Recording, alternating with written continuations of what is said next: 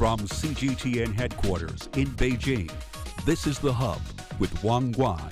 Hello and welcome to The Hub on CGTN. I'm Wang Guan in Beijing. The fourth plenary session of the 20th CPC Central Committee has once again reaffirmed China's commitment to high-quality opening up, a guiding principle that will anchor the country's upcoming 15th five-year plan. This vision of openness is not only just a policy direction, it is becoming a defining feature of China's engagement with the world. That commitment was on full display last week in Shanghai at the China International Import Expo, or CIIE. As one of the world's largest trading fairs, the CIIE has evolved into a flagship platform where China turns its pledges of openness into practical action, transforming its vast market into a shared space for global cooperation, innovation, and growth. Amid global economic headwinds and rising protectionism, China's message remains clear: openness is the path to shared prosperity. Earlier, I hosted a seminar and a press conference for the World Openness Report 2025 that is part of the 8th Hongqiao International Economic Forum held alongside the CIIE. The event brought together some of the world's leading thinkers that you can think of. Zhu Min is a former Deputy Managing Director of the International Monetary Fund and former Deputy Governor of the People's Bank of China. Kishore Mahbubani is a veteran diplomat, Singapore's former permanent representative to the United Nations, and founding dean of the Lee Kuan Yew School of Public Policy at the National University of Singapore.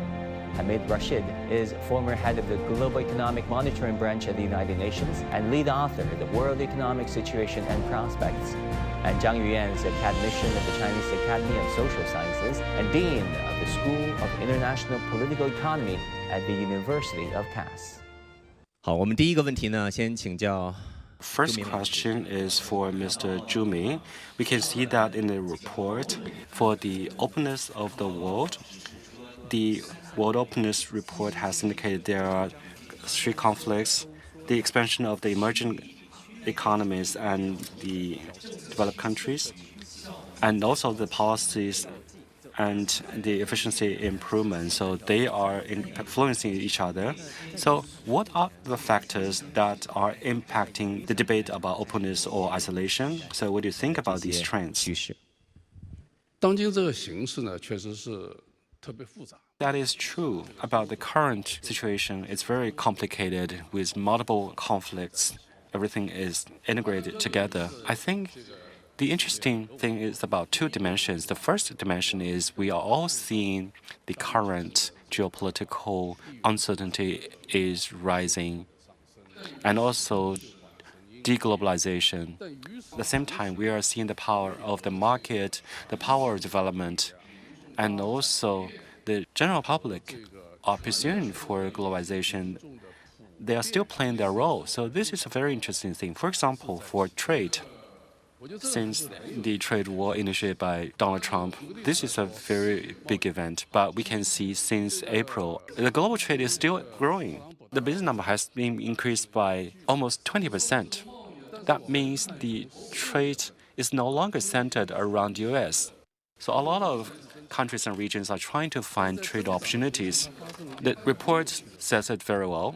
It not only talks about the openness, but also it has the artificial intelligence, it has green technology, it has the trade flows. So it has different dimensions. For example, for the administration Trump to look at these dimensions, for example, the exit Paris Pact.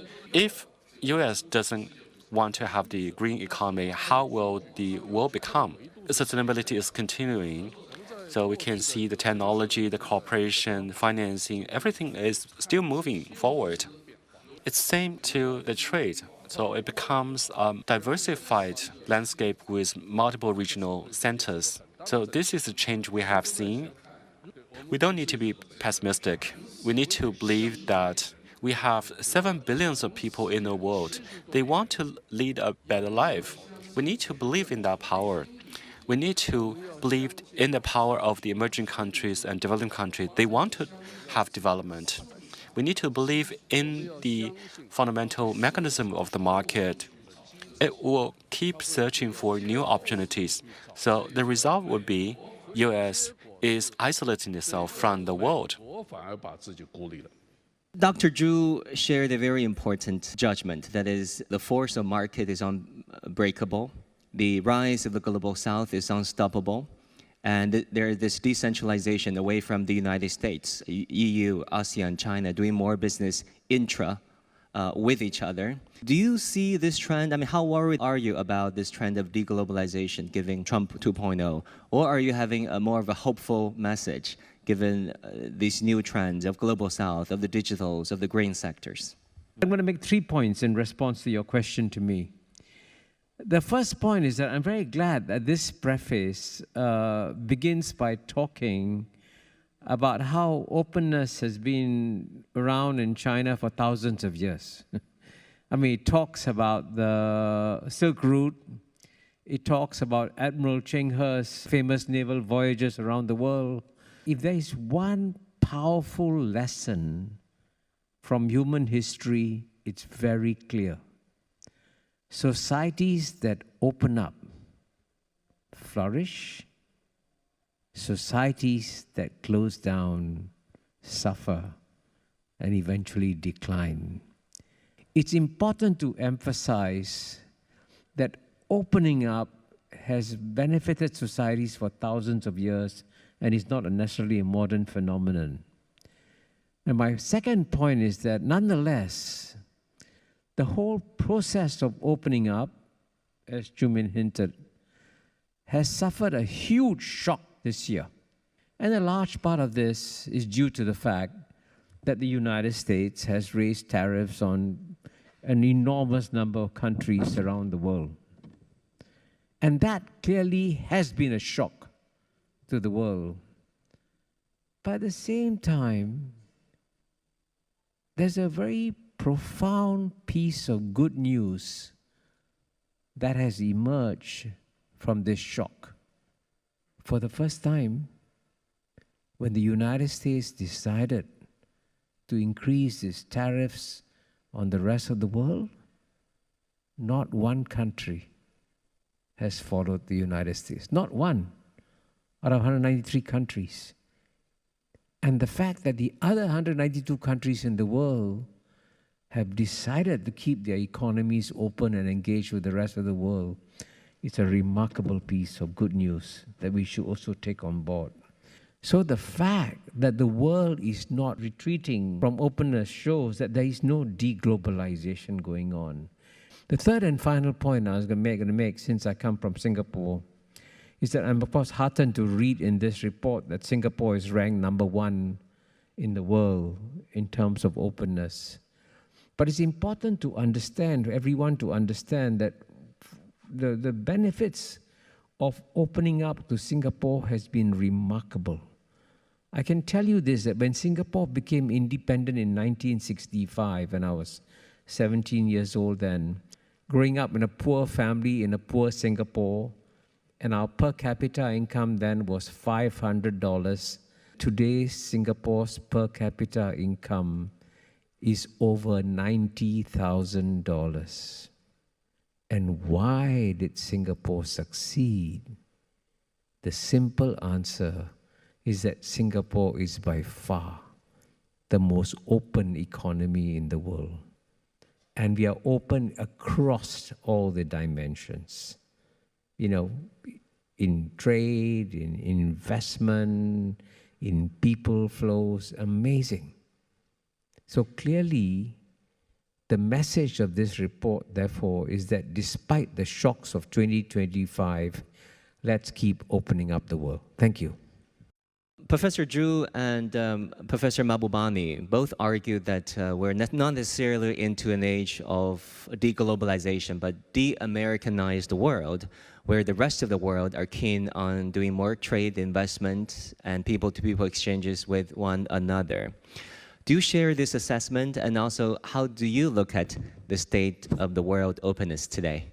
Openness matters, and it matters a lot, and it can actually make a huge difference. Actually, we are looking at not necessarily deglobalization, but decoupling from the US. US is to be the engine of global growth. And that has shifted since the global financial crisis. It's not new. If you look at before 2008, if the joke used to be that if the US would sneeze, the rest of the world would catch cold.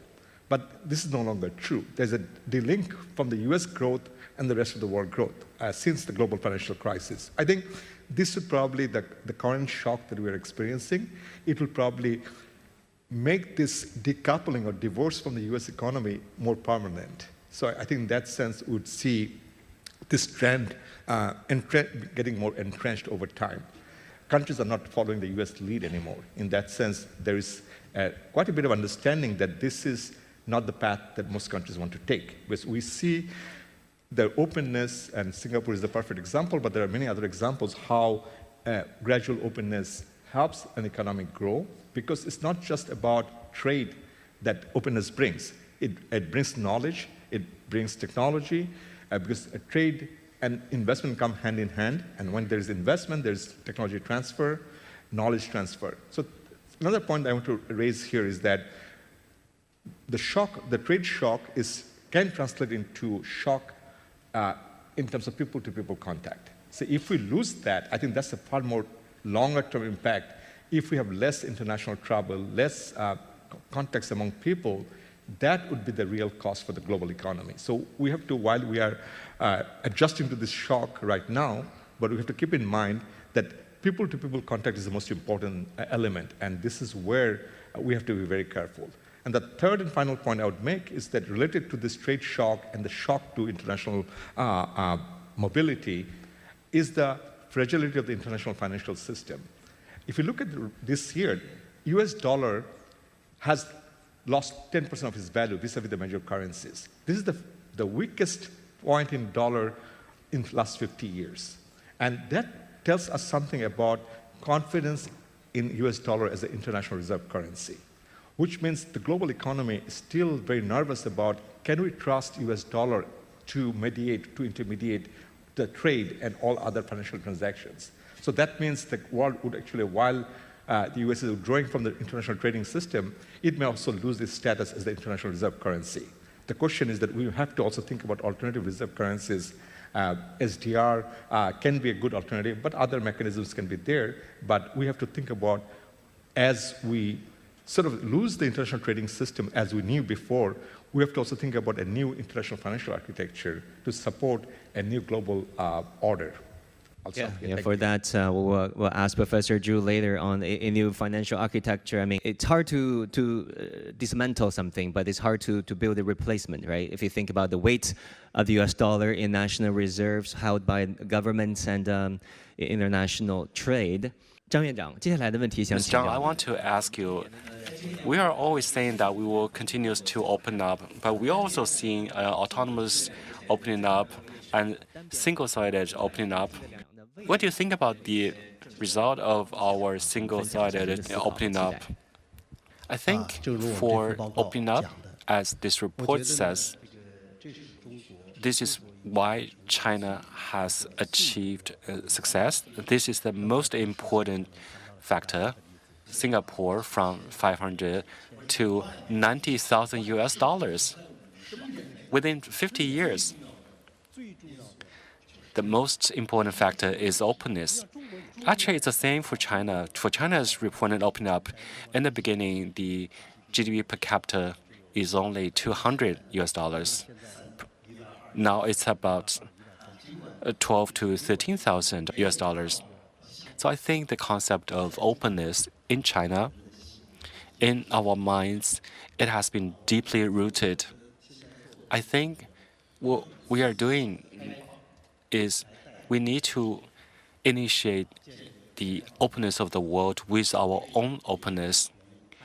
There are so many reasons for that. The most important thing is with a labor division, specialized manufacturing, so that we can have a rational allocation of the resources. Each country can get something from the trade.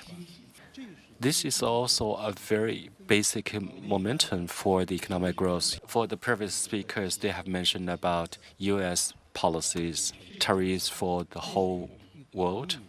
This is the headwind. Sometimes I will be thinking whether it's a spring. So when you press it down enough, maybe when it bounces back to the mainstream free trading system, maybe the bouncing power will be even bigger. That's how I think about that. That's all for me. Thank you. 好，感谢 Okay, 张 thank 院 you 长的分享。 for your sharing, Miss, for your 朱 judgment. 老师，金融呢也是全球经济特别重要的组成 Finance 部分。 is also a very important part for the global economic system. So what do you view on the setting of the finance, either for the inclusive systems and also the existing 体 barriers? 系的变革的重要意义何在？ We are always saying financial system needs to change along with the physical economy, with the economic flow and economic structure of the world are going through profound changes. This is very important. So our observation is that for the next few years, the global finance would have more profound changes. So things related with openness, I think there are several things we are seeing right now. The first thing is the global capital flow is still increasing. It didn't drop. We can also see for the financial capital, they are leaving US because the risk is too high. The financial systems risk and their equity market risk are too high. So we are seeing very clearly the capitals are leaving US. This would also become a trend. So this is a very important thing. The third thing is China is becoming an incoming and outgoing country for FDI. So China's ODI is higher than FDI. In the past, we have become the destination for the biggest destination for FDI. So now our outgoing capital flow is higher than FDI. So Chinese capital is going towards the whole world. So this is a very important thing. Why is the Chinese capital going to the world?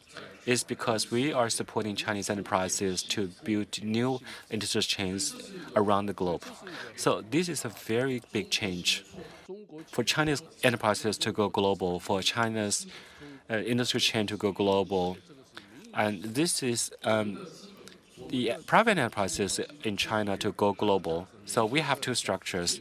One is about the government-supported Belt and Road Initiative. The other part is about the private enterprises that are trying to find opportunities around the globe to restructure the industrial chain. So this is a very big change.